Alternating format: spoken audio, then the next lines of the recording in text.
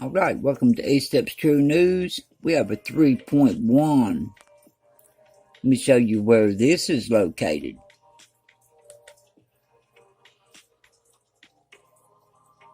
New Jersey, south-southeast of East Freehold, New Jersey.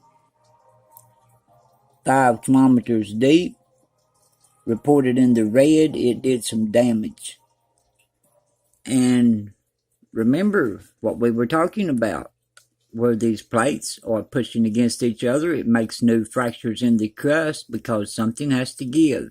And there will be earthquakes hitting in diverse places.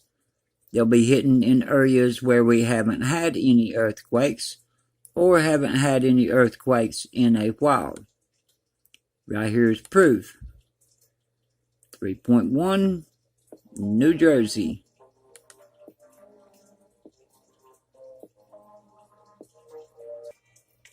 Okay, not only buoy we have in event mode